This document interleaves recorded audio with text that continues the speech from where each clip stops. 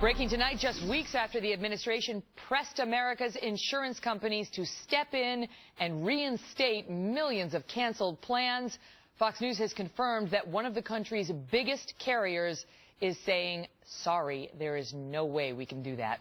Welcome again to the Kelly File, everyone. I'm Megyn Kelly, and the threat of a looming coverage crisis got much closer for thousands of Americans tonight. Since the launch of Obamacare, nearly 6 million Americans and maybe more have seen their health insurance coverage canceled, despite the president's repeated promises that they could keep it. Then, just about a month ago, under increasing public anger and political outrage, the White House suggested a fix. The president stepped to the microphones and asked insurers to reissue the plans that were canceled thanks to his law.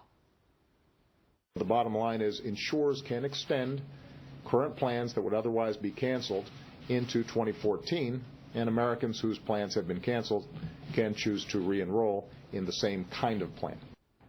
But it was discretionary.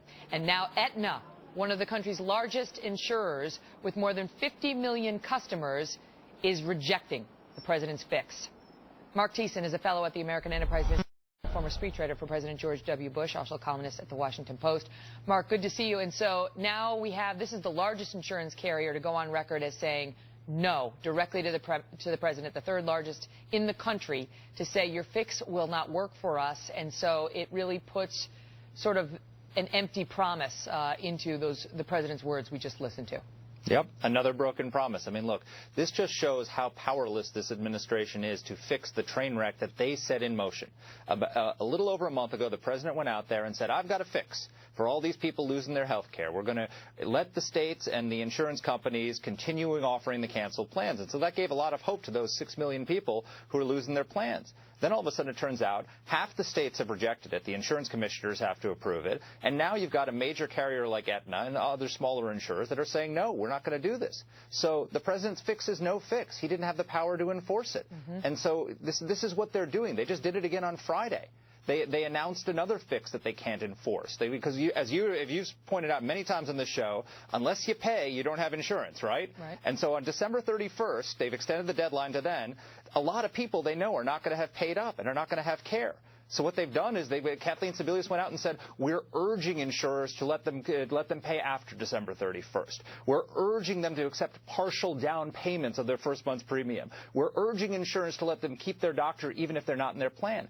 They have no authority to enforce any of this. So people are going to lose their doctors, lose their plans, lose their insurance, and they can do nothing about it. Right. And so when we get to January 1st of 2014, Mark, we're now looking at a situation where, because this whole fix, I mean, the president's critics said it was political, you know, that he knew that this was an empty promise, but he was just trying to say, hey, look, I tried to keep my promise.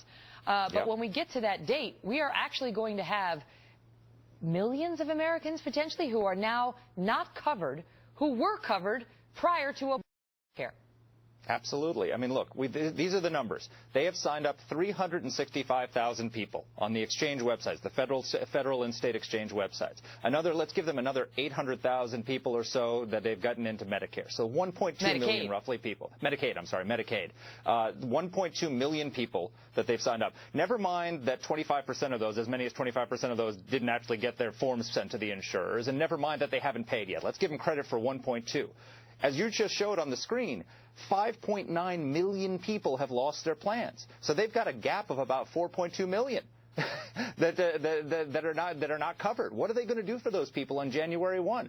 Even if, let's say, half of those people find coverage somewhere in the private market, you've still got millions of people who have lost their insurance, who are insured today, are going to be insured on December 31st, and are going to be uninsured on January 1 because of Obamacare. And the president's, a solution to that was that fix that we ran the soundbite of, and now you've got, a company as large as Aetna saying, nothing doing, Mr. President, we're not in on it. And so if you've got Aetna and you were fearing a cancellation notice, it may still come, or if you already got one and thought that it was going to be reversed, Aetna now saying it's not going to be. And so the deadline is looming. Mark, thank you.